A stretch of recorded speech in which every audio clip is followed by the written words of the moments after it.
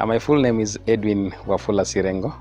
I was elected as the Speaker for the Parliament 2017-2018.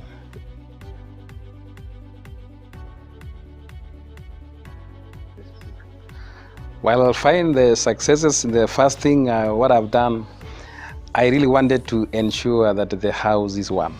You see, coming in as a Speaker, and the members of Parliament have come in just from the political mood. They have come with different ideologies, with their own different agendas, and each one really want to ensure that he wants to deliver.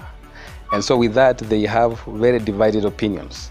And so to bring these people together and to ensure that they're all working for a common goal, it was quite a hard task, because they have to bring all these people with their different personalities, with their different ideologies, to make sure that they're all geared towards one goal.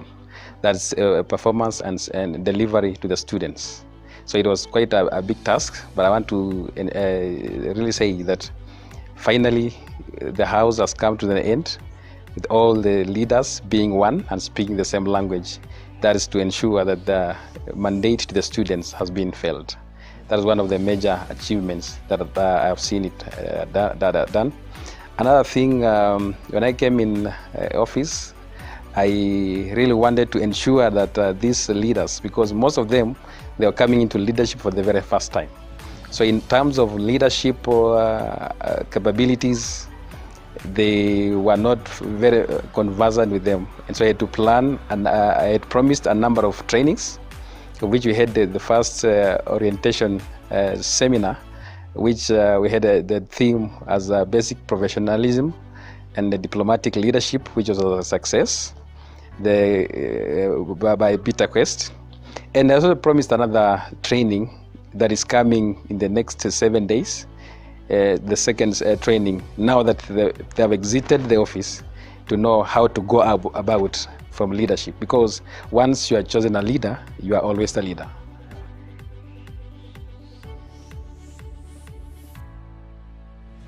Challenges are there, quite a number of them. You see, according to our standing orders, there's a way Parliament has to run. It's a house of rules and orders.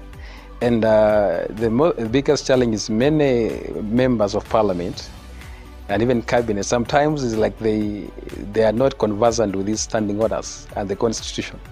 So it was a task to try to ensure that they understand their mandate as far as the House is concerned, how they need to go about everything, how to conduct the business in the House, because my major duty was to ensure that the House proceedings are going on according to how they're supposed to be.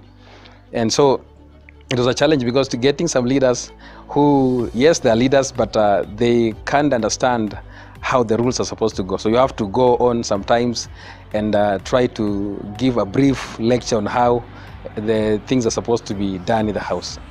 But quite a big challenge. Another one is that when motions and bills are coming, there are some members of Parliament and even cabinet who could bring the bills or motions just a day before the House is to be convened.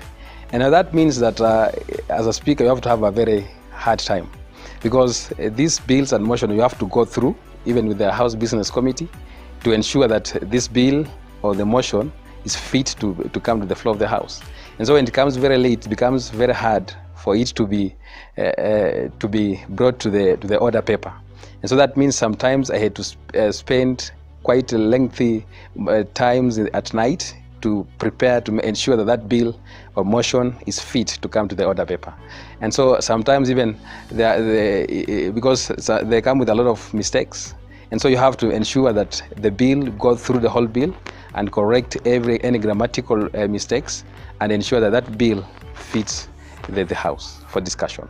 So it becomes a problem. Another challenge is for members to come to the House sometimes very late, because when we only have 3 hours for the business proceedings in the House. So when members come very late and we need to have a quorum to begin, that means that we have to delay sometimes to begin.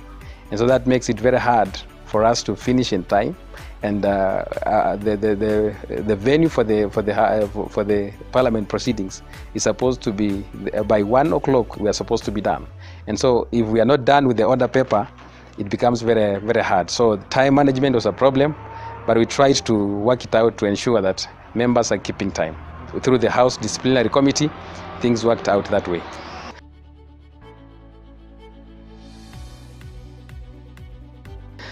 I want to say this, that anybody who wants to become a leader, and especially here in Baraton, is that we need to learn to ensure that we are becoming proactive leaders. Let us not be reactive leaders.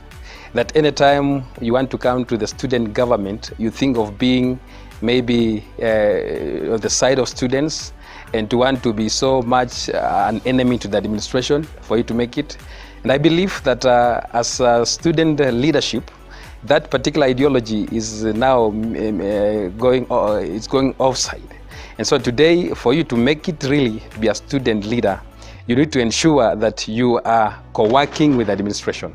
Because if you want to come against the administration so that you can please the students, you're not going to make it in leadership, especially here in Baraton. So the best thing we can do, and not only even in Baraton, but elsewhere, is that let us first follow the protocol when we are dealing with issues. Let everything be done according to the plan, and ensure that as a leader, you are also working with the administrative who are leaders on a higher rank to ensure that the students are meeting what they are supposed to meet.